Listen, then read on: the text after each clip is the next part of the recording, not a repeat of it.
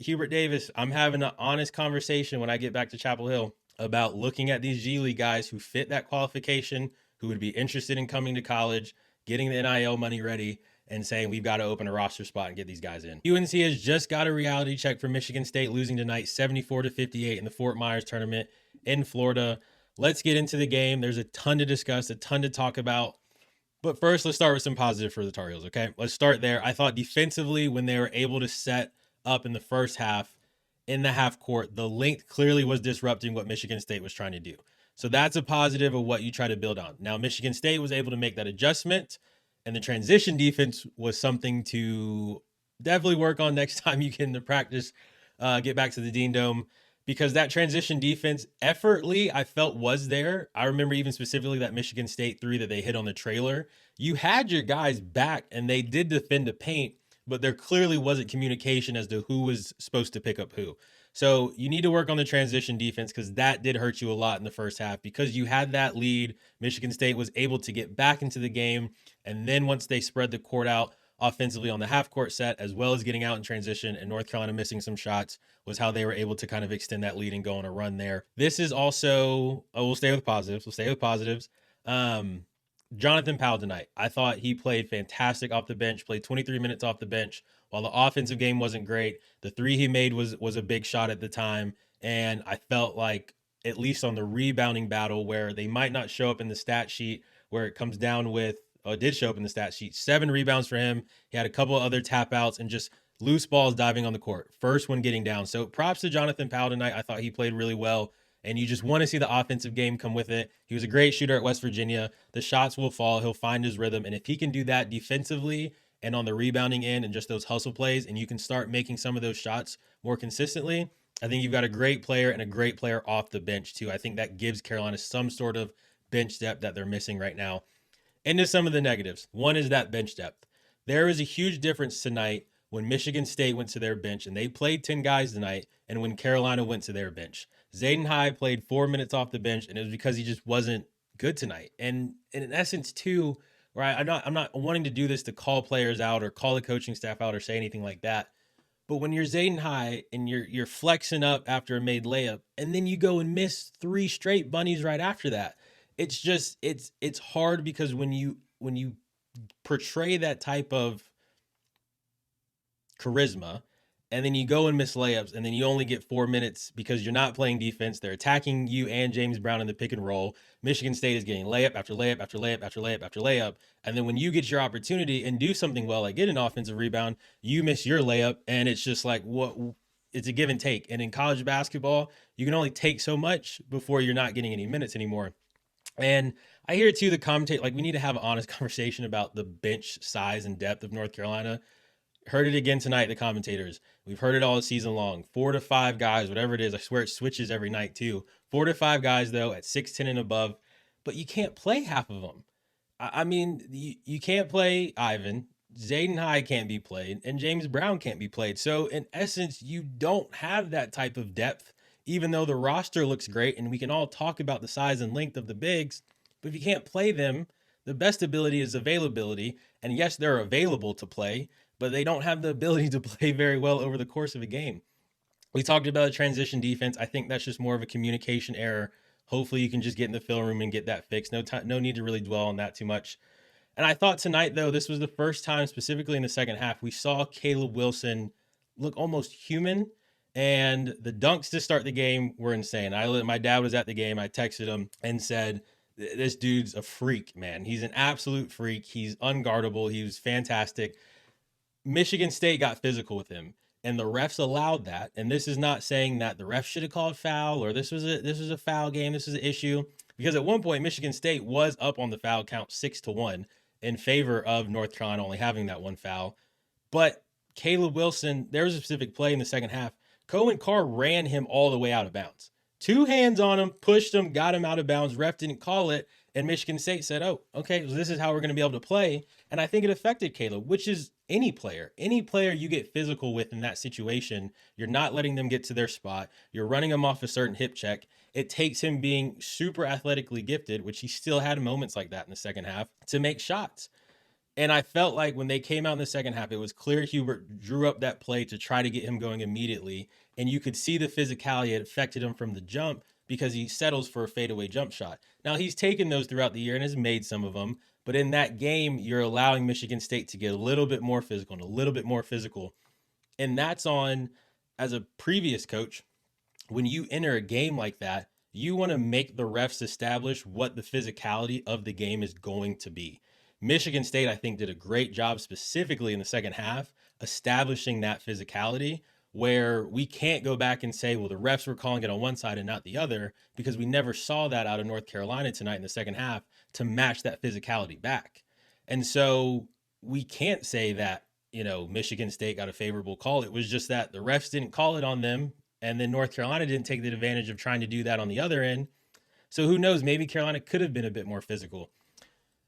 They didn't lose the rebounding battle by a lot. It was 37-30. Assists were 9-14 in favor of Michigan State. And the turnovers were down for North Carolina. They only had 8, and they went 10 minutes in the first half without turning a ball over, which we've seen Carolina struggle with at times. That Kansas game, 4 turnovers in the first 4 minutes. Tonight, not having a single turnover until the 10-minute mark of the first half, finishing with 8 is not bad at all. Really good. What killed North Carolina in that second half?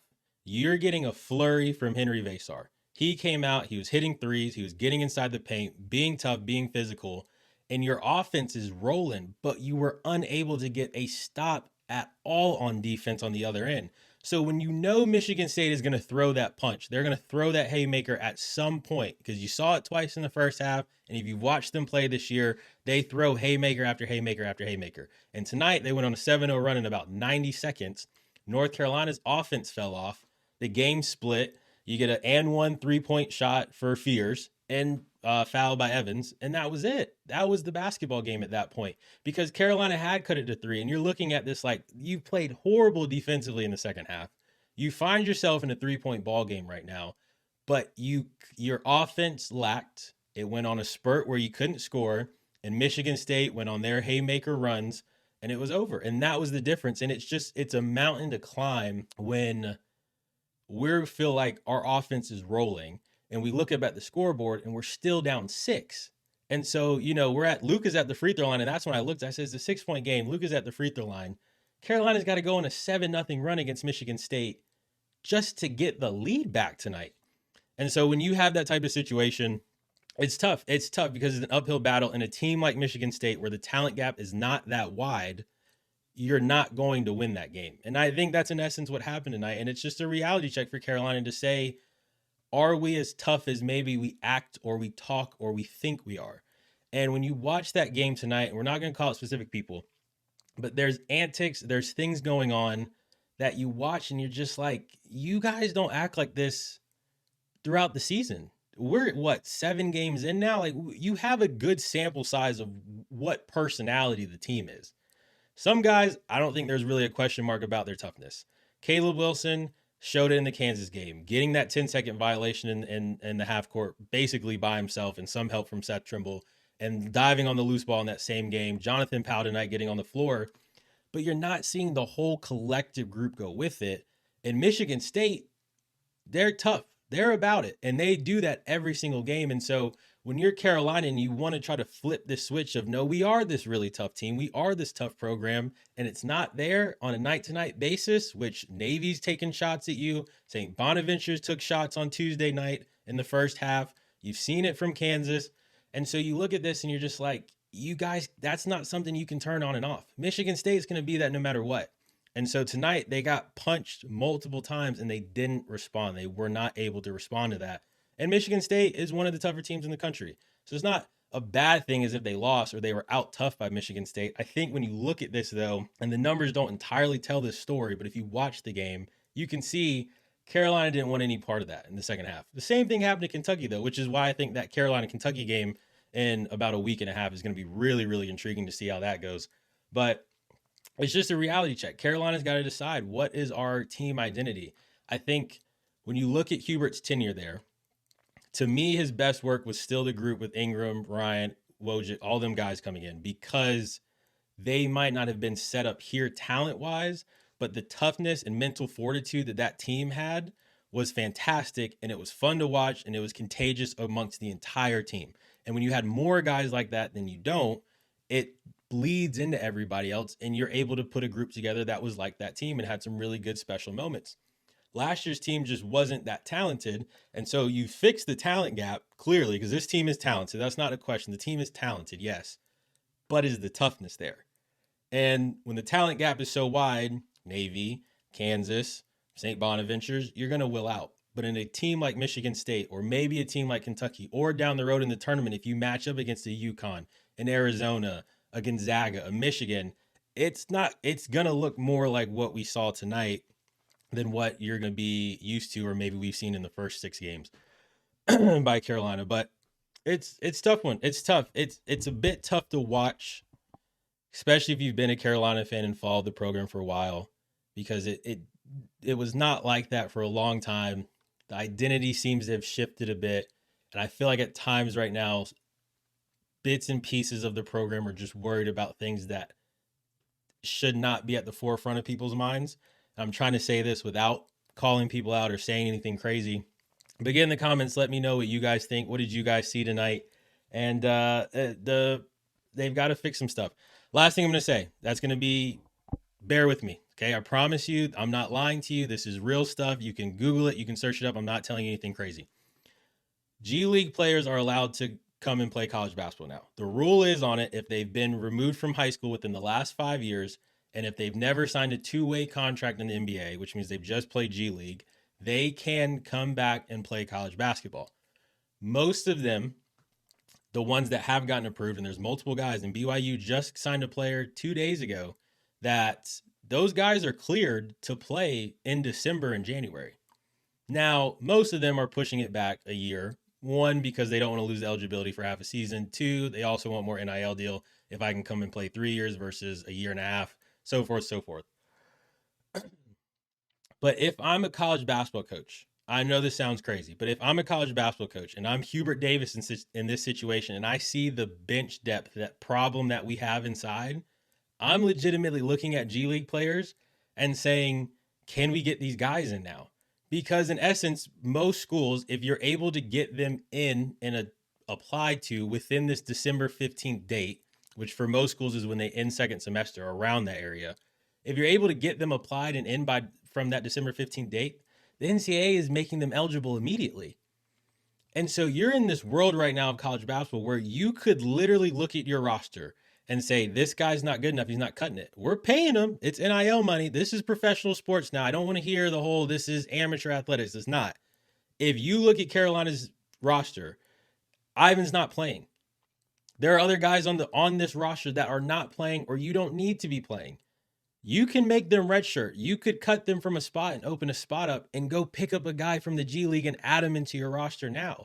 You're in a situation right now in college basketball where you can have mid-season additions to a team. And if I'm a coach and I've seen my team play 7 to 10 games now, and I see what our clear problem is, I'm going to look at these G League guys and say, well, I could get a grown man, come in the program, get him set up, and in January when we hit conference play, maybe I've added 2 big pieces to my roster. It's incredible what you can do in college basketball now, and I know it's going to sound crazy, but you can do it. If I'm a college coach, I'm looking at the G League, I'm finding bench depth, and I'm putting it on my roster right now. And I'm talking to the university, I'm getting them in, and we're going to go forward from it. It's the day and age we live in. Is it ridiculous? Probably, but it's where we're at. And you can be a coach that decides not to take it to your advantage, or you can look at some of these programs across the country that are. And Louisville's could have done it with London Johnson. BYU could have done it with Ahmed this season. Both of them decided to wait until next year. But if I'm Hubert Davis, I'm having an honest conversation when I get back to Chapel Hill about looking at these G League guys who fit that qualification, who would be interested in coming to college, getting the NIL money ready, and saying we've got to open a roster spot and get these guys in, because we can make our team better right now and go forward with it. Get in the comments. Let me know what you guys think about that. I know it's crazy, but I promise you it's true. Subscribe, enter your name in the portal, like, share the video, get your comments in. Everything we talked about tonight. Which player for UNC impressed you the most tonight? What do you think went wrong for them? We'll see you guys on the next one. Thanks.